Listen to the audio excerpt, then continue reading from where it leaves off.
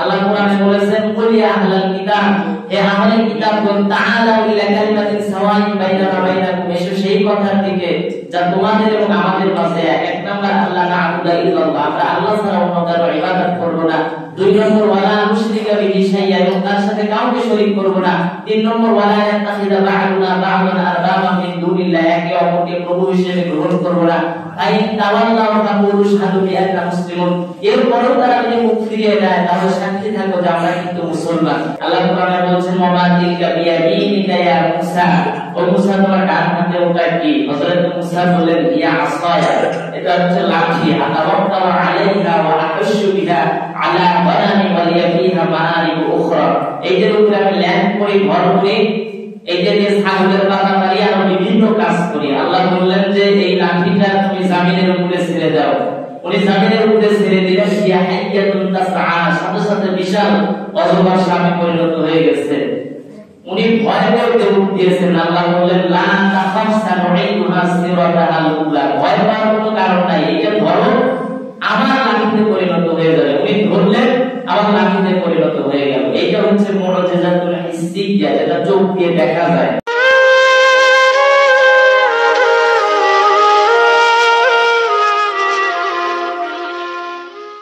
তাহলে এই যে ছোট্ট একটি আয়াতে কারিমা, এই আয়াতে আল্লাহ পাক বলছেন কুল আতিউল্লাহ ওয়া আতিউর রাসূল, তোমরা আল্লাহ এবং রাসূলের আনুগত্য করো। ফাইন তাওয়াল্লাউ, আর যদি তোমরা মুখ ফিরিয়ে দাও, ফাইন্নামা আলাইহি, এই পরে আল্লাহ বলছেন যে তোমাদের দায়িত্ব তোমাদের, আর রাসূলের দায়িত্ব রাসূলের। অর্থাৎ নবীজি যা কিছু করবেন সেইগুলোর জন্য আল্লাহর কাছে জবাবদিহি করতে হবে নবীজির, আর তোমরা যা কিছু করবে সেজন্য জবাবদিহি করতে হবে তোমাদের। রাসূলের দায়িত্ব শুধু পৌঁছিয়ে দেয়া। এবং আল্লাহ পাক বলেছেন নবী, আপনাকে আমি লাঠি চার্জ করার জন্য পাঠাই নাই যে মানুষকে পিটায়া হেদায়েত করবে। হেদায়েতের মালিক আমি আল্লাহ, আমি যাকে হেদায়েত দেব সেই কেবল হেদায়েত পাবে। আপনি ইচ্ছা করলেই, আপনি কাউকে পছন্দ করলেই, আপনি কাউকে ভালোবাসলেই তাকে হেদায়েত দিতে পারবেন না। নবীজির আপন চাচা আবু তালেব হেদায়েত পায় নাই, তো হেদায়েতের মালিক হচ্ছেন আল্লাহ। তাহলে এই আয়াত কারিমা থেকে বুঝতে পারলাম কোরআন সুন্নাহ আলোকে জীবন গঠন করতে হবে, কারণ প্রত্যেকটা কর্মের হিসাব আপনাকে দেয়া লাগবে। তো সংক্ষেপে কোরআনুল কারীমের কিছু পরিভাষা নিয়ে আলোচনা করব। এক নম্বর, কোরআন সংরক্ষণ এবং সংকলন। এই সম্পর্কে আপনারা অনেক শুনেছেন, তবে আমি বলি, কোরআন এই শব্দটি কোরআন ধাতু থেকে উৎপন্ন হয়েছে, যার অর্থ হচ্ছে মাকরুউন, পঠিত। আর পৃথিবীতে যত কিতাব আছে, যত গ্রন্থ আছে, তার ভেতরে কোরআনুল কারীম সবচেয়ে বেশি পড়া হয়েছে। এই কিতাবকে বলা হয় মোস্ট রিড বুক। পৃথিবীতে সবচেয়ে বেশি পড়া হয়েছে এমন গ্রন্থের তালিকায় কোরআন এক নম্বরে আছে। এটা দিনেও পড়া হয়, রাতেও পড়া হয়। পৃথিবী যেহেতু বর্তুলাকার, এই কারণে এক জায়গায় দিন আর এক জায়গায় রাত, এই যে সময়ের ব্যবধানে সব জায়গায় কিন্তু কোরআন তেলাওয়াত হচ্ছে। আমাদের এখানে দিন, আমেরিকা এখন রাত, ওখানে হয়তো স্টপ আছে, কিন্তু এই যে বাংলাদেশে কোরআনের পড়াই হচ্ছে, তার মানে সব জায়গায় কোরআন পড়া হয়, প্রতিনিয়ত পড়া হচ্ছে। এবং কোরআন শব্দটি আরো অনেক ওলামা আছে যারা বলছেন কোরআন শব্দটি কর্ম থেকে এসেছে, যার অর্থ হচ্ছে মিলিত হওয়া। কোরআনের এক আয়াতের সাথে আরেক আয়াতের অপূর্ব মিল আছে। তো বলতেছিলাম কোরআনুল কারীম কিভাবে সংরক্ষণ করা হয়েছে, রাসূল সাল্লাল্লাহু আলাইহি ওয়াসাল্লামের যুগে কিভাবে এটাকে সংকলন এবং সংরক্ষণ করে রাখা হয়েছিল। এক নম্বরে নবীজি এটি মুখস্থ করতেন, যখনই আল্লাহ কোনো আয়াত নাযিল করতেন সেটা মুখস্থ করে রাখতেন। এবং আল্লাহ পাক এ ব্যাপারে কোরআন অসংখ্য জায়গায় বলেছেন। একটি আয়াতে বলেছেন যে রাসূল কোরআন মুখস্থ করার জন্য এত কষ্ট করা লাগবে না, জিবরিলের সাথে আপনি একবার বললেই কোরআন মুখস্থ হয়ে যাবে। এরপরে লিখন পদ্ধতির মাধ্যমে কোরআন সংরক্ষণ করা হয়েছে, অর্থাৎ গাছের ছালে অথবা উটের চামড়ায়, তারপরে পাতার উপরে, বিভিন্ন পাথরের উপরে। তখন তো কাগজ আবিষ্কার হয় নাই, তখন এইভাবে লিখে লিখে কোরআনটা সংরক্ষণ করা হতো। যখন নাযিল হতো ওই আয়াতটা এভাবে লিখে রাখা হতো।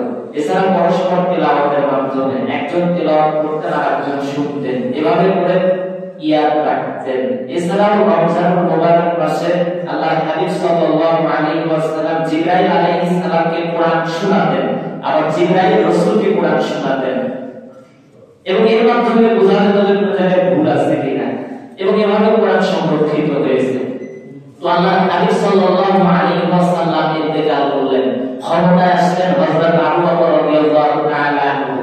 ওনার সময়ে কিভাবে সংরক্ষণ হয়েছে কোরআনুল কারীম? উনি যখন প্রেসিডেন্ট হলেন তখন দেখা গেল যে চতুর্দিকে কিছু বিশৃঙ্খলা তৈরি হলো। মুসাইলামাতুল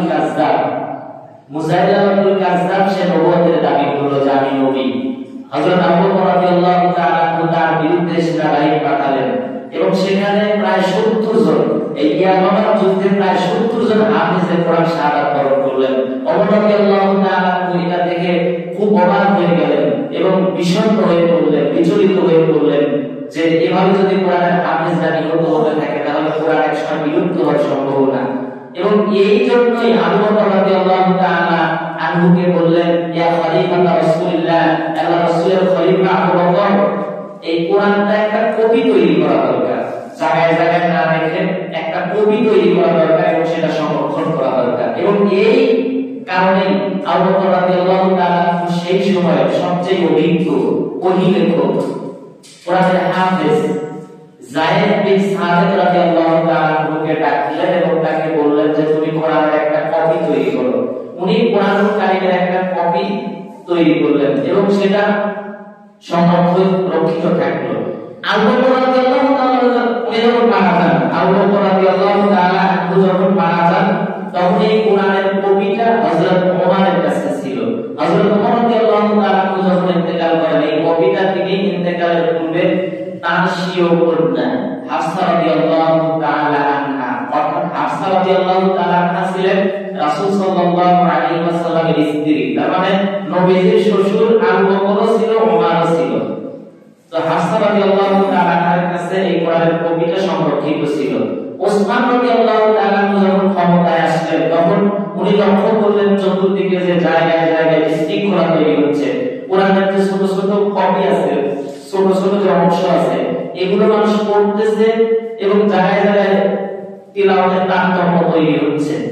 এইটা উনি লক্ষ্য করে উনি চিন্তা করলেন যে কোরআনের একটা কপি থেকে আরো অনেকগুলো কপি তৈরি করা দরকার এবং বাকি কপিগুলো বিনষ্ট করে দেওয়া দরকার। তো উনি মূল কপি থেকে 7টা কপি তৈরি করলেন, করে বিভিন্ন দেশে পাঠিয়ে দিলেন। আর যেগুলো খন্ড খন্ড ছিল, ছোট ছোট অংশে বিভক্ত ছিল, এই কপিগুলো তিনি পুড়িয়ে ফেললেন। তারপরে কি কোরআন পুরাইছেন না, এটা ভালোর জন্য করছে, যাতে বিশৃঙ্খলা তৈরি না হয় ছোট ছোট অংশ থেকে। উনি একটা জায়গায় কোরআন সংরক্ষণ করলেন, আমরা যেমন পড়তেছি একটা পুরা কোরআন, এরকম আলাদা আলাদা জায়গায় না রেখে একটা জায়গায় করলেন সবগুলো, আর বাকি যেগুলো আলাদা আলাদা ছিল সব পুড়িয়ে ফেললেন। এতে দেখা গেল সুন্দর একটা অবস্থান তৈরি হলো। এই জন্য ওনাকে জামিউল কোরআন বলা হয়, যে কোরআন উনি একত্র করছেন জায়গায় জায়গায় যা ছিল। এভাবে কোরআন সংরক্ষিত হয়েছে। এবং সর্বশেষ কথা হচ্ছে কোরআনের সংরক্ষণের দায়িত্ব স্বয়ং আল্লাহ তাবারাক ওয়া তাআলা নিয়েছেন। এটা হচ্ছে মূল কথা। আল্লাহ বলেছেন, ইন্না নাহনু নাযালনা যিকরা ওয়া ইন্না লাহু লাহাফিজুন। আমি কোরআন নাযিল করেছি আর আমি সংরক্ষণের দায়িত্ব নিয়েছি। আজ গোটা বিশ্বে লক্ষ লক্ষ হাফেজের কোরআন আছে, যারা সিনার ভেতরে নিয়ে কোরআনটা পড়ে বেড়ায়। ছোট্ট মানুষ 7 বছর 8 বছর বয়স কোরআনের হাফেজ, এটা মুখস্থ করা সহজ। ওয়ালাকাদ ইয়াসসারনাল কুরআনা লিযিকরি ফাহাল মিন মুদ্দাকির। এই কোরআন আমি মানুষের বোঝার জন্য সহজ করে দিয়েছি, কষ্টকর কোনো কিতাব বানায় দেই নাই, সহজ থেকে সহজতর করে নাযিল করেছি। ফলে কোরআন পড়লেই মুখস্থ হয়, মনে থাকে, ইয়াদ থাকে। এজন্য কোরআন বেশি বেশি পড়া দরকার। 2 নম্বর, আল কোরআনের চ্যালেঞ্জ, এটাকে আরবি ভাষায় বলা হয় আত-তাহাদ্দিউ।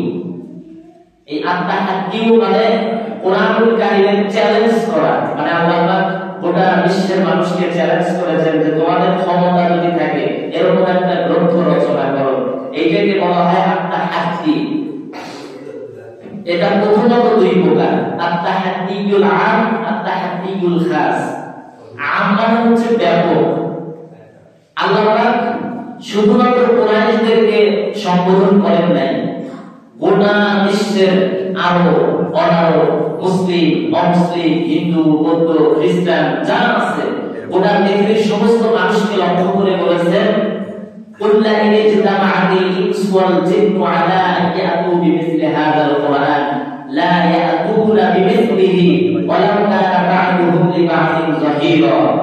আল্লাহ পাক বলছেন যে তোমরা গোটা পৃথিবীর সমস্ত মানুষ আর জিন একত্রিত হয়ে যাও। মানুষ মানে সব মানুষ, এই জায়গায় হিন্দু, বৌদ্ধ, খ্রিস্টান, মুসলিম সব আছে এবং জিনও অন্তর্ভুক্ত। আল্লাহ বলছেন মানুষ এবং জিন তোমরা সবাই একসাথে হয়ে যাও এবং কোরআনের মতো করে অনুরূপ একটা সূরা তৈরি করে নিয়ে আসো। তোমাদের যদি এরকম ক্ষমতা থাকে, তোমরা যদি বলো যে এটা মানুষের তৈরি, তাহলে নিয়ে আসো এরকম একটা গ্রন্থ, এরকম একটা সূরা। আল্লাহ বলছেন যে গোটা পৃথিবীর সমস্ত জিন আর মানুষ একসাথে হলেও একজন আরেকজনের সহযোগিতা করলেও কোরআনের মতো এরকম অনুরূপ কোনো গ্রন্থ রচনা করা সম্ভব না। এই যে এটাকে বলে চ্যালেঞ্জ আত-তাহাদ্দিয়ু।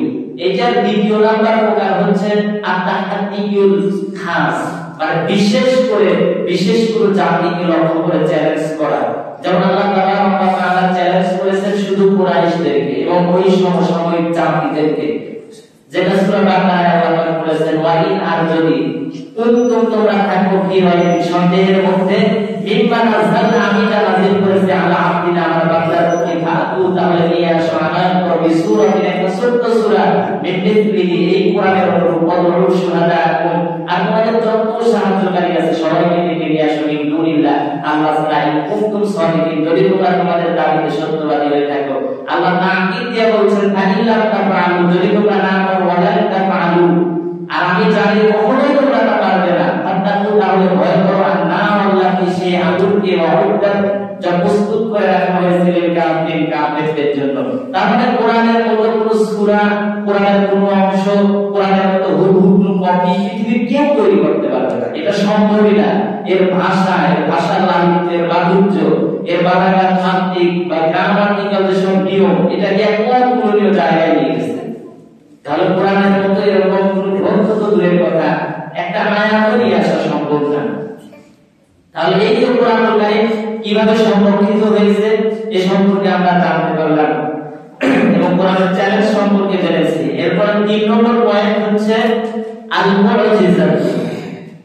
3 নম্বর কোরআনের পরিভাষা হচ্ছে আল মুআজিজা। এই যে আমরা মুআজিজার কথা প্রায় শুনি, আসলে বিষয়টা কি? মুআজিজা শব্দের অর্থ হচ্ছে অক্ষম করে দেয়া, দুর্বল করে দেয়া, বাধা প্রদান করা। আল্লাহ পাক নবীদেরকে নবী হিসেবে প্রমাণ করার জন্য তাদের কাছে তাদের দ্বারা যেসব অলৌকিক ঘটনা ঘটিয়েছেন ওইগুলোকে বলা হয় মুআজিজা। ওনাদের মাধ্যমে যেগুলো প্রকাশিত হয়েছে আল্লাহ কর্তৃক, ওইগুলো হচ্ছে মুআজিজা। আর এই মুআজিজারও আবার বিভিন্ন প্রকারের আছে।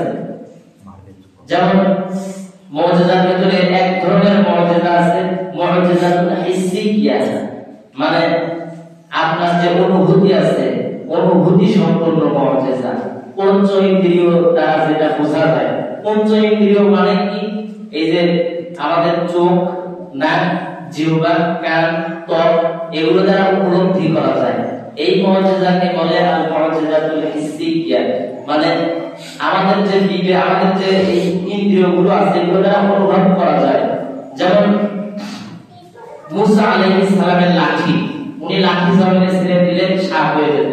আল্লাহ কোরআনে বলেছেন, অনেক শোনাইছে এইটা।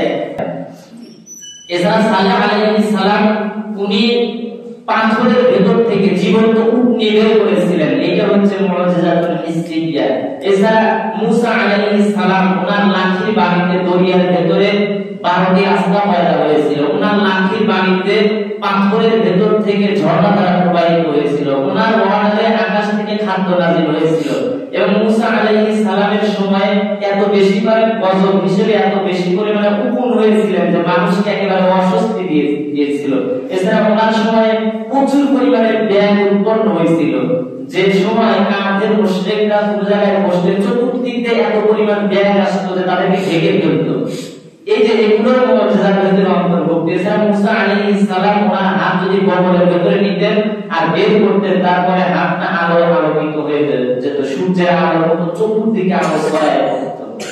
এই যে বিভিন্ন প্রকার মুজিজা, এছাড়া আমরা জানি যে রাসূল সাল্লাল্লাহু আলাইহি ওয়াসাল্লামের হাতের ইশারায়, আঙ্গুলের ইশারায় চাঁদ দ্বিখণ্ডিত হয়ে গিয়েছিল।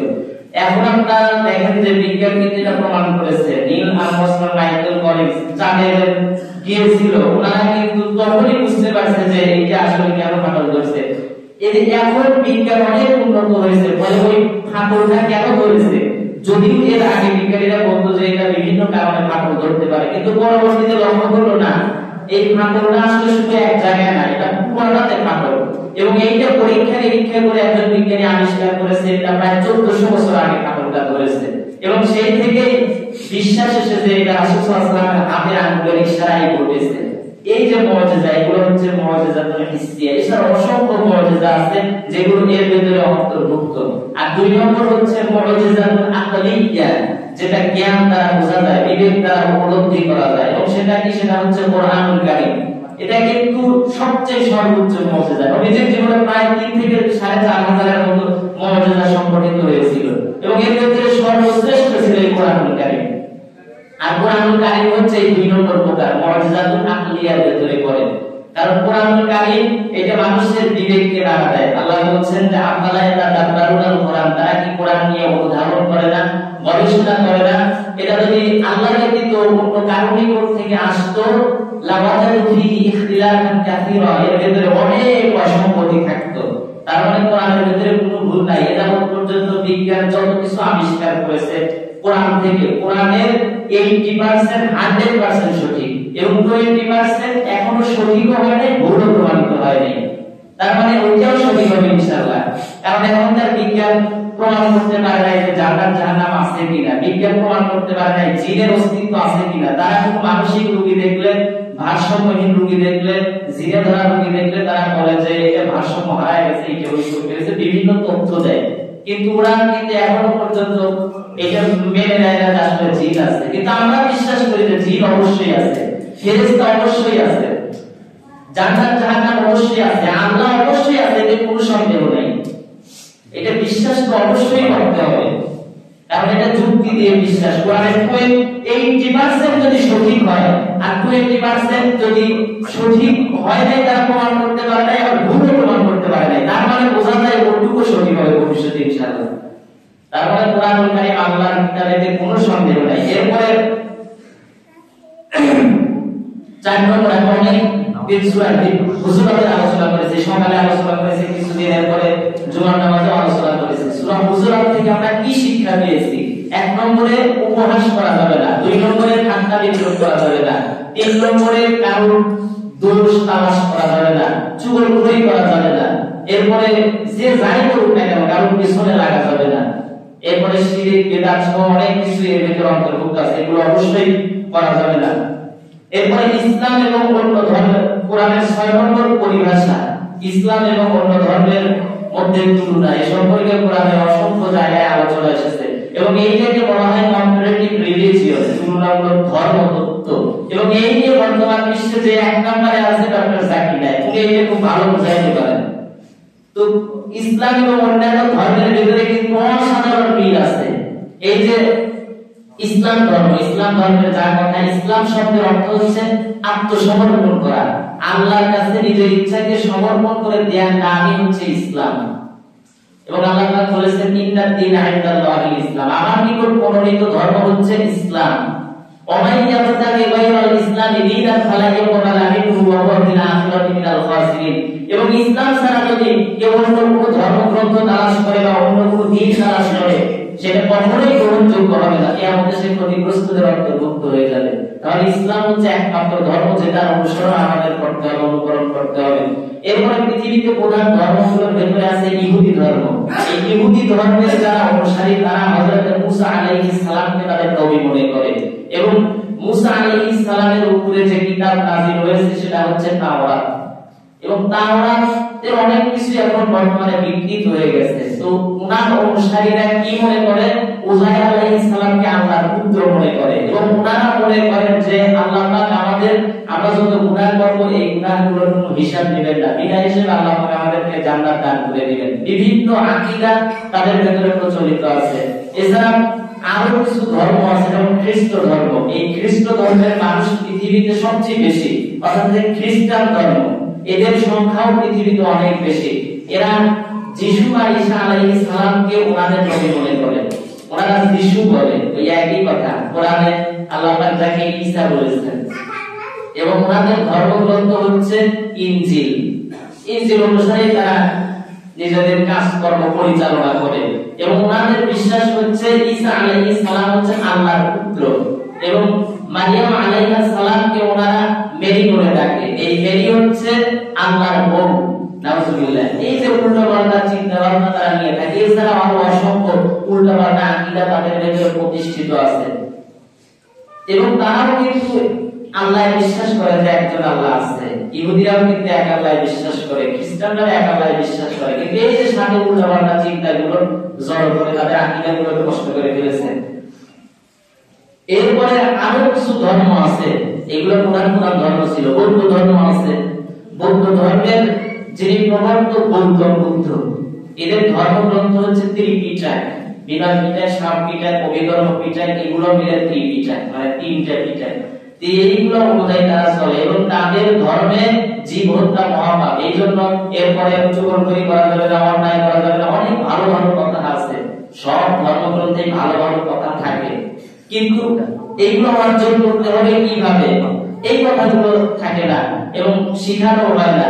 বিভিন্ন উল্টাপাল্টা দিকে তারা যায়। এছাড়া হিন্দু ধর্মগ্রন্থ এই ধর্মের ভেতরে উল্লেখযোগ্য, এবং এইটার মূল কিতাব হচ্ছে শ্রুতি।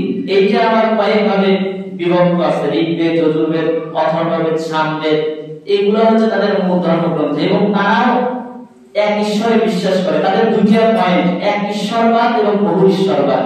অর্থাৎ এক ঈশ্বরে বিশ্বাস ঠিকই করে, কিন্তু সাথে বহু ঈশ্বরবাদও যুক্ত করে। যে 33 কোটি খোদা আছে, এক একটা 14-15টা করে হাত। একবার চিন্তা করেন, আল্লাহ কোরআনে বলছেন যে এই যে তোমরা এত কিছুর পূজা করো, তোমাদের যে দেবতা প্রভু, এদের নাকের ডগায় বসে যদি কোনো কিছু পেশাব করে, মাছি যদি পেশাব করে দেয়, তাহলে এতগুলো হাতের একটা হাত দিয়ে সরাই দিতে পারে না। এর পূজা করে কোনো লাভ নাই।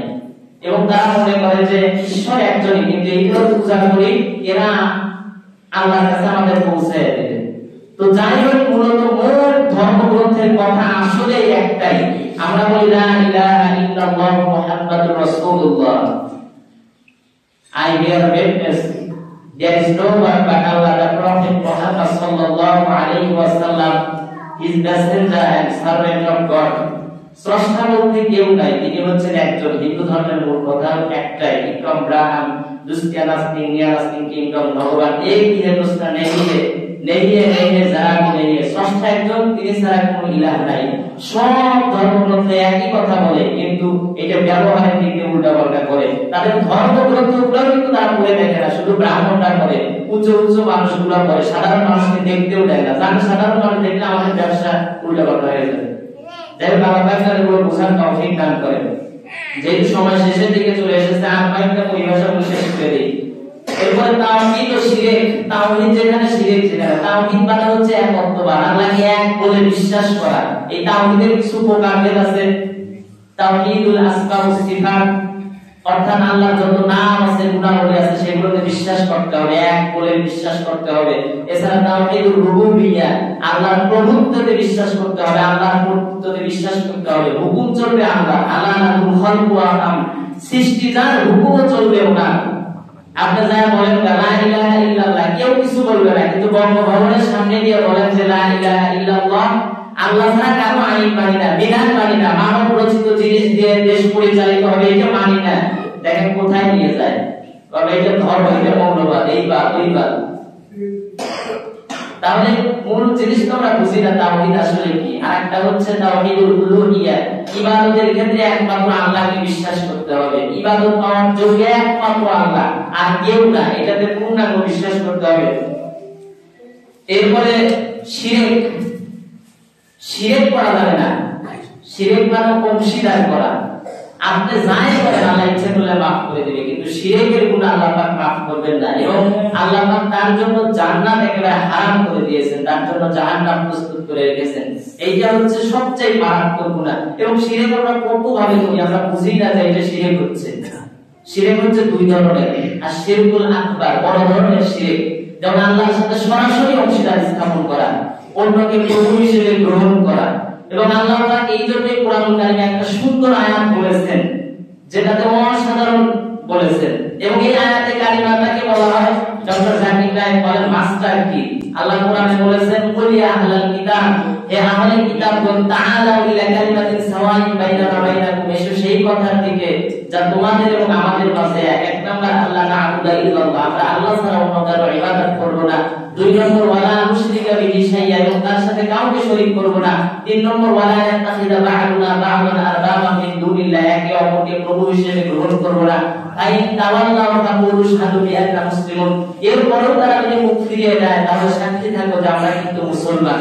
এই আয়াতে কারিমার মূল কথাই হচ্ছে, পৃথিবীতে যত ধর্ম থাকে যাই থাক, সবার কথাই হতে হবে একটা, যে আল্লাহ আমাদের একজন। এই এক কথাই যদি আমরা কথা বলি, আচ্ছা আলোচনা শেষ হয়ে গেছে ইনশাআল্লাহ, তাহলে আমরা এই অনুযায়ী আমল করার চেষ্টা করব ইনশাআল্লাহ। তো সভাপতি সাহেব কথা বলে যেহেতু সময় সমাবেশ শেষের দিকে চলে আসছে, আপনারা একটু সময়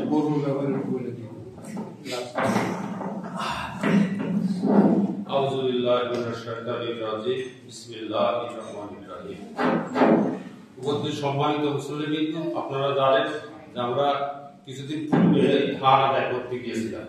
ধান আদায় করতে গিয়ে অনেকেই ওই ধানের বদলে টাকা লিখে দিয়েছেন বাকিতে, সেটা আদায় খুবই যৎসামান্য আদায় হয়েছে, সবই প্রায় বাকিতে রয়েছে।